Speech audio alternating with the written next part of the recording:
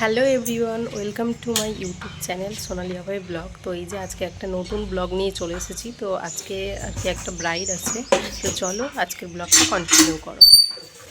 আর এইদিকে দেখো মলি চলে আসছে। তো মলিকে আমি বলে রেখেছিলাম যে তোকেও আমি নিয়ে যাব, যেহেতু আমার বর চলে আসবে সে কারণে।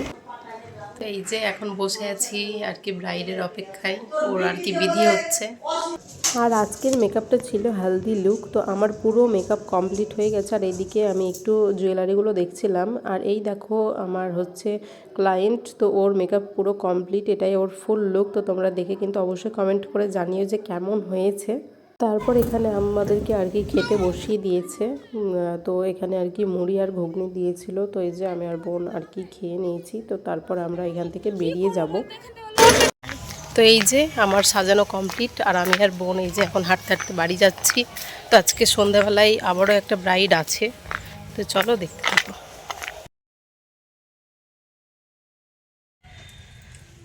বাড়ি চলে এসেছি আর খুবই ক্লান্ত লাগছে এখনই। একটু শরীরটাও খারাপ, আর তার মধ্যে ভারী ব্যাগ, ওই হাঁটতে হাঁটতে এত দূর নিয়ে আসলাম। তো খুবই ক্লান্ত মনে হচ্ছে লাগছে। তো আবারও তো সন্ধ্যাবেলায় যেতে হবে।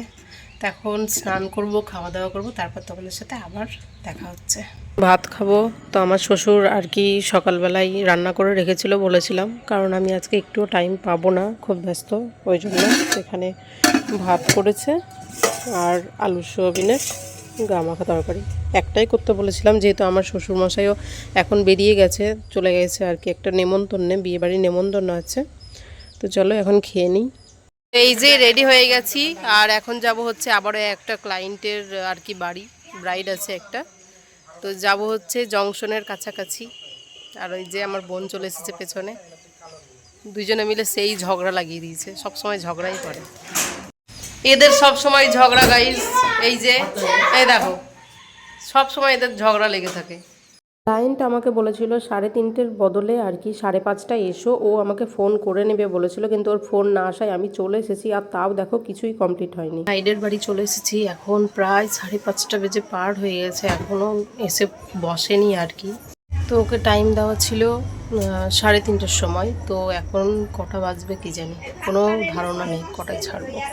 ফাইনালি ব্রাইড এসে পড়েছে প্রায় 6:10-15 দিকে। আমি আর কি ওকে বসিয়েছি মেকআপ করতে। তো তারপর 8টা থেকে 8:30টার মধ্যে কিন্তু ওর বাড়ির লোক এসে বলছিল যে ওকে ছেড়ে দাও, যা হয়েছে।